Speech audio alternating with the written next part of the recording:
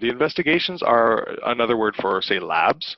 So if you subscribe to Life Labs, Gamma Dynacare, MedHealth, or Spire, or even the OLIS labs, they all come here to your dashboard when they get downloaded over the internet. So here we can see this is more of a clinical summary document.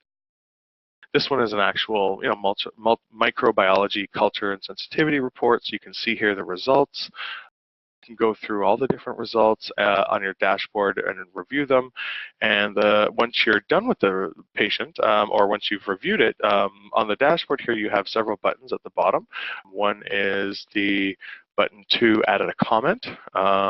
Looks like we're just opening the lab here. You can also open the lab, by the way, view it in full screen, so you can see the whole report the way it came from the lab company.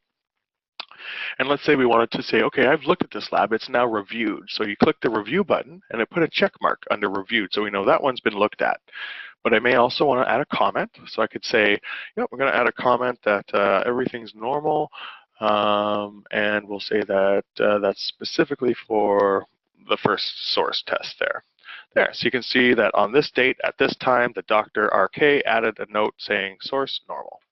So you can add whatever type of comment you want from here. You can also add an alert or a task. An alert would go to the patient cover tab and allow you to, let's say we're just adding alert for this lab. Now if I go into Grant's cover tab, you'll notice that there's an alert here and it's bright yellow. So we know, oh, there's an alert that we should look at. And that's what was done right from the dashboard. That's what the alert button does.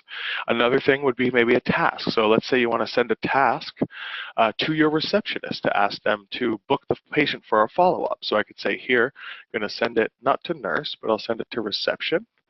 And I'll say, recall the patient, and we'll say in 2 weeks. And then I'll send that off.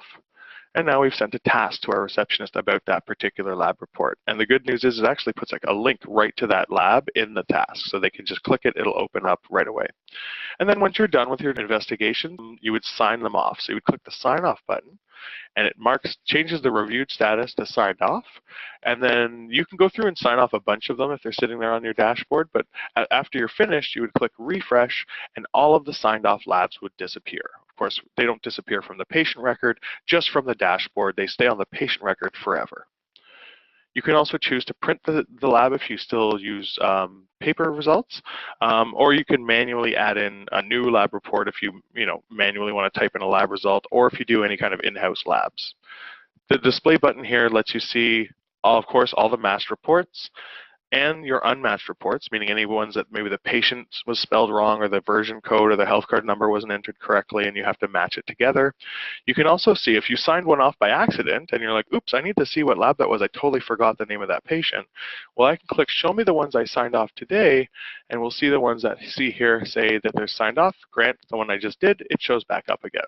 So that I can see, oh yeah, it was Grant William. I can go now, call the patient, do whatever my follow-up is. That's it for the investigations.